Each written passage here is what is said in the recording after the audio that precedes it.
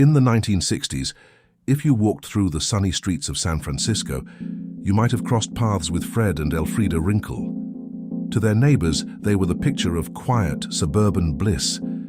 They went to church, attended German-American social clubs, and shared a deep, affectionate bond that lasted over 4 decades.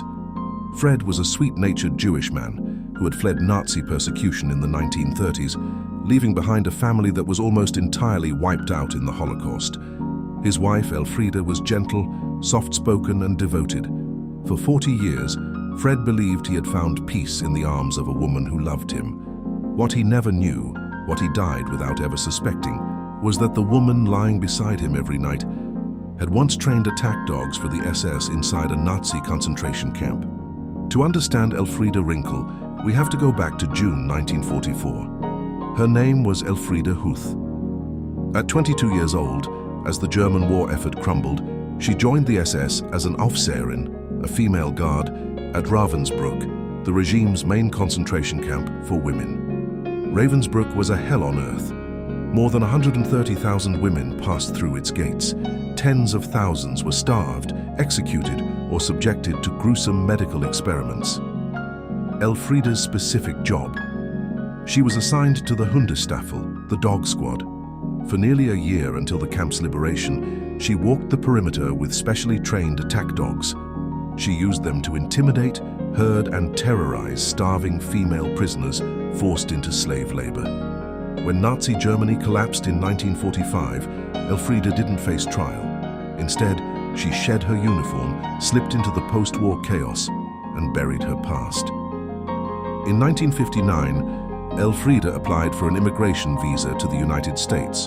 On her entry forms, when asked if she had ever worked for the Nazi government or in a concentration camp, she simply checked no. She settled in California and joined a local German-American hiking club. It was there that she met Fred Rinkel. Fred had escaped Germany in 1937. He was a Holocaust survivor in every sense of the word. His parents had been murdered in the camps. Yet when he met Elfriede, he saw a fellow German émigré, someone who spoke his native tongue and shared his love for the outdoors. In 1962, they married. For 42 years, they built a comfortable life. Elfriede was a dutiful wife, caring for Fred as they grew old together. Whether out of sheer compartmentalization, sociopathy, or genuine love, she maintained the lie day after day, year after year. Did she feel guilt? Did she lie awake at night, wondering if the ghost of her past would catch up to her? Fred died in 2004 at the age of 88. He passed away believing his life partner was entirely innocent. Just 2 years after Fred's death, the past finally came knocking. The U.S. Department of Justice's Office of Special Investigations, a unit dedicated to hunting down unpunished Nazi war criminals hiding in America, cross-referenced newly digitized SS roster files from Ravensbrück with U.S. immigration records. They found Elfriede. In 2006, federal agents walked up to her door.